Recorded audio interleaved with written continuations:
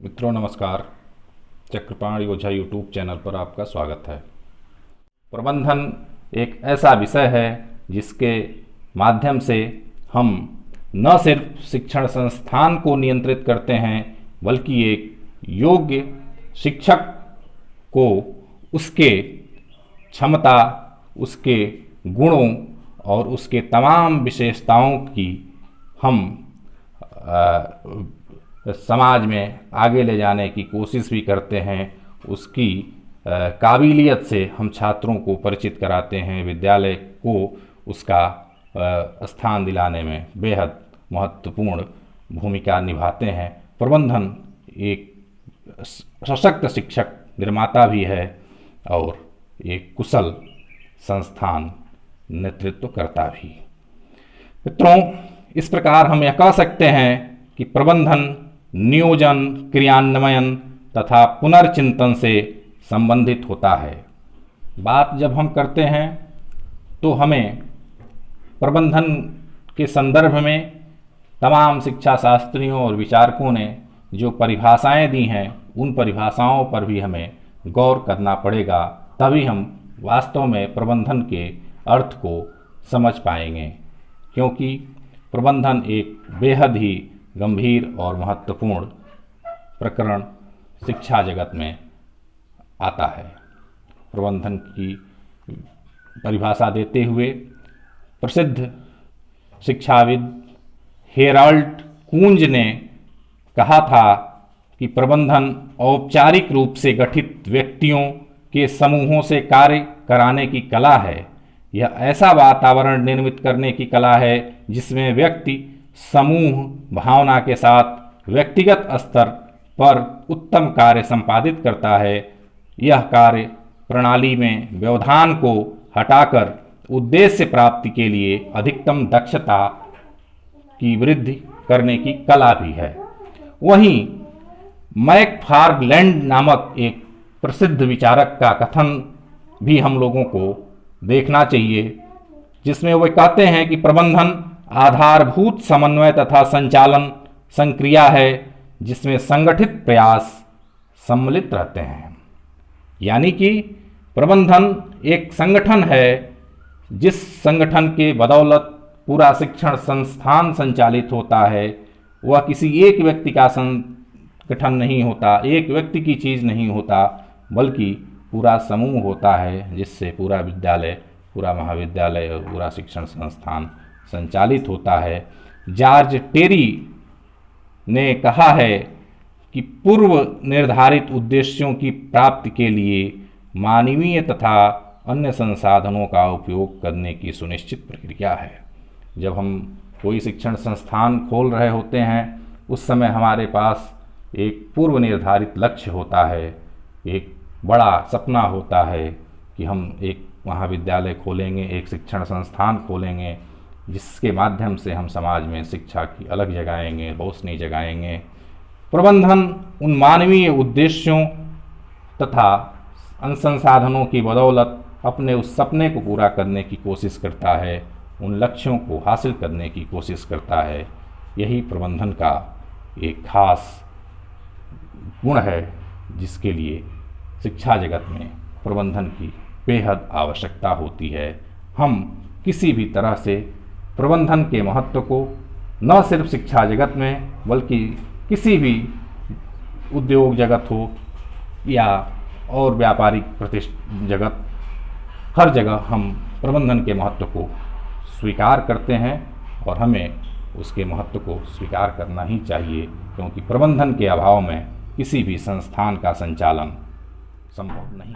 हम लोग विद्यालय प्रबंधन की अवधारणा और उसके परिभाषाओं पर अभी बात कर रहे थे।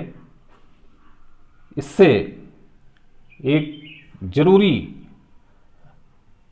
चीज़ हमको जो सब समझनी होगी कि प्रबंधन के भीतर कौन कौन सी विशेषताएं होनी चाहिए या प्रबंधन की विशेषताएं क्या होती हैं।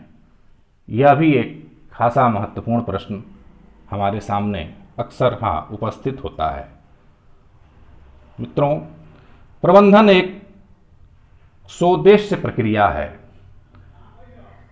प्रबंधन के स्वोद्देश्य होने का अर्थ यह है कि प्रबंधन का कोई न कोई एक उद्देश्य जरूर होता है। बिना उद्देश्य का प्रबंधन नहीं होता है। इसका उद्देश्य सरल, सुगम तथा प्रभावी रूप से किसी कार्य के पूर्व निर्धारित उद्देश्यों को प्राप्त करना होता है। प्रबंधन का अस्तित्व इसलिए है क्योंकि यह वांछित उद्देश्यों की प्राप्ति का प्रभावी साधन है। प्रबंधन पर अगर हम बात करें तो प्रबंधन की एक विशेषता होती है कि प्रबंधन से कर्मचारियों में, लोगों में कार्य की सफलता बढ़ती है। कार्य की सफलता का बढ़ने का अर्थ यह है कि प्रबंधन का केंद्र बिंदु सफल कार्यों का आयोजन करना है।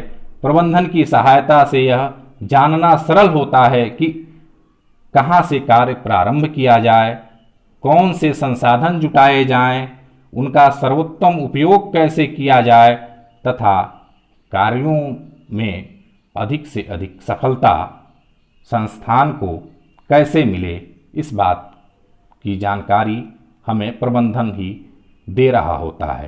प्रबंधन की विशेषता एक होती है कि वह सार्वभौमिक होता है। प्रबंधन में सार्वभौमिकता दिखलाई देती है। यही कारण है कि प्रत्येक देश, समाज, परिवार तथा उपक्रम में किसी न किसी रूप में प्रबंधन की आवश्यकता हमें महसूस पड़ती है, दिखलाई पड़ती है। यह एक समन्वित प्रक्रिया भी है क्योंकि प्रबंधन का मूल मंत्र ही सभी मानवीय एवं भौतिक संसाधनों का इस प्रकार समन्वय करना है कि उसमें अधिकतम परिणाम प्राप्त हो सके। ये सभी संसाधन प्रबंधकर्ताओं को उपलब्ध कराए जाते हैं। प्रबंधकर्ता अपने ज्ञान, अनुभव, शिक्षा तथा दर्शन का प्रयोग कर कार्यों का सफल संपादन एवं संचालन करते हैं।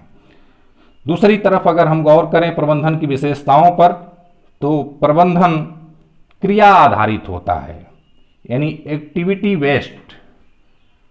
इस प्रबंधन क्रिया आधारित जब हम कह रहे हैं तो इसका अर्थ है प्रबंधन में प्रबंधकर्ताओं को विभिन्न क्षेत्रों से संबंधित विविध कार्य करने होते हैं। प्रबंधक मंडल विभिन्न कर्मचारियों से इन कार्यों को संपादित करवाता है। प्रबंधक मंडल ही उपक्रम के समस्त कार्य के लिए उत्तरदायी भी होता है। लेकिन वहीं प्रबंधन की विशेषता यह भी है कि वह बहुआयामी होता है, अर्थात प्रबंधन का कोई एक क्षेत्र नहीं होता। प्रबंधन के अनेक क्षेत्र, कार्य तथा आयाम होते हैं। प्रबंधन में ही मानव शास्त्र, समाज शास्त्र, मनोविज्ञान, विज्ञान तथा ऐसे ही अन्य विषयों के सिद्धांतों का प्रयोग करना पड़ता है। इस प्रकार हम समझ सकते हैं कि प्रबंधन में इतने सारे गुण, इतनी सारी विशेषताएं मौजूद होती हैं, तब हम किसी संस्थान का सफल संचालन कर पाते हैं। तब हम किसी शिक्षण संस्थान या व्यापारिक संस्थान या वाणिज्यिक संस्थान या किसी भी संगठन का हम प्रबंधन के जरिए ही सफलतापूर्वक संचालन कर पाते हैं। इसीलिए हमें एक मजबूत और सशक्त शैक्षिक प्रबंधन की आवश्यकता महसूस होती है। मित्रों, आप इस वीडियो को अधिक से अधिक पसंद करें, सब्सक्राइब करें और अपने मित्रों, परिचितों, शुभचिंतकों को शेयर करें तथा कमेंट बॉक्स में जाकर अपने अमूल्य सुझाव हमें ज़रूर भेजें ताकि और भी बेहतर चीज़ें हम आपको उपलब्ध करा सकें, आपके ज्ञान में थोड़ी वृद्धि करने की कोशिश कर सकें। धन्यवाद।